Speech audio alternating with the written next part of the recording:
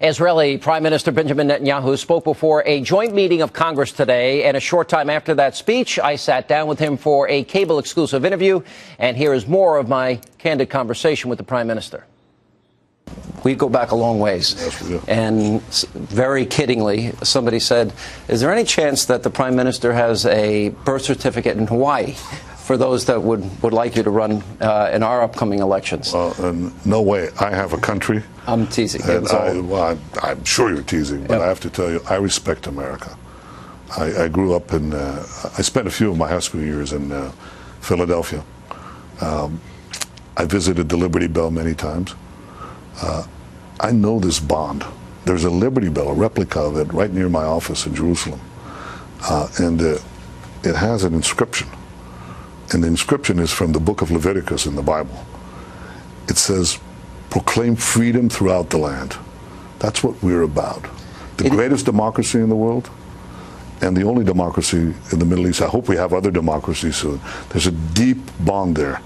And in many ways, I think I lead a country that shares so many values with America. And that's why Americans share this affinity to Israel. You could see it today in the Congress. It was so powerful, so encouraging. It was interesting. And so yeah. Go ahead. So uplifting. What I saw there was the representatives of the American people saying to Israel, we're with you. And that's tremendous. It was interesting because you talked about 300 million Arabs. Yeah. 1 million are free, and they live in Israel. In Israel. They're citizens, the Arab citizens of Israel. People don't know that. They don't know that we have in Israel, in the sovereign state of Israel. I'm not talking about the West Bank and the disputed territories. I'm talking about citizens of Israel. Mm-hmm. We have 7 million citizens. Over 1 million are Arabs, Muslim Arabs. And they're the only ones in this vast expanse from, as I said, from the Khyber Pass to the Straits of Gibraltar, this whole vast area of the Middle East and North Africa. The only ones who are free, who have free democratic rights, are the Arab citizens of Israel. So I said, and I think this is right, Israel is not what's wrong in the Middle East. Israel is what's right in the Middle East.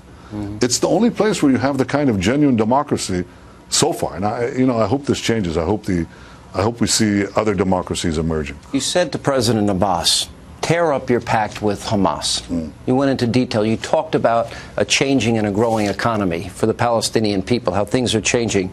But yet, on the other hand, you described teaching children to hate Jews. You talked about the influence. Hezbollah is being funded. Weaponry comes from Iran. You have Hamas obviously firing rockets into Israel. You have battles with Lebanon. You have, obviously, Syria has been a mortal enemy of the Jewish state of Israel. Are you confident? Do you think that maybe Abbas will listen? Do you have the confidence he will agree to break this unity pact? For the sake of peace and for the sake of my people and his, I hope he does. Because you can only make peace with an enemy who wants peace. An enemy that's committed to your destruction is not a partner for peace. I think that's a central lesson of the 20th century.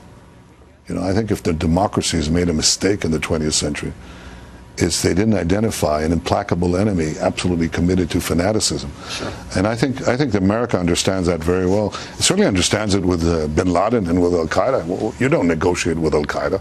What's there to negotiate about? How you destroy more American cities? Mm-hmm. I mean, obviously not. So what do we have to negotiate with Hamas, the method of our immolation? This is a demand that has to be put forward not only by me, the Prime Minister of Israel, but by anyone who wants peace. Everybody should turn to President Abbas and say what I said today in Congress. Tear up your pact with Hamas. Sit down and negotiate peace. Make peace with the Jewish state. This is recent, though, and it's obviously problematic because you've got, if you described a very small landmass, and you're dealing with Hamas and Hezbollah and Iran, and it's a tough neighborhood. Let me tell you. It's a tough neighborhood. I think you were very, very clear in all of that. If they do not recognize Israel, if that recognition does not come, peace cannot come. That's right. Well, that's what the Americans say too. Yes. The formal American position is they've got to recognize the state of Israel about Hamas, and they've got to give up terror. They say, since signing this initial pact with the Palestinian Authority, we're never going to recognize Israel. We're committed to the obliteration of the Zionist entity, and we'll continue the armed struggle. You know what that is? That's a polite term for terrorism. Sure. In the meantime, they're putting into Gaza about 10,000 rockets, which they fire on us. They've already fired 6,000 rockets on us. They're amassing more. So they're not a partner for peace. I don't think anybody listening to us and anybody in Washington, any fair-minded viewer or observer of the Middle East would really expect Israel to do this, and they don't. I mean, fair-minded governments don't expect that. But I think it was important that this was said by President Obama. I think that's very, very important. And coming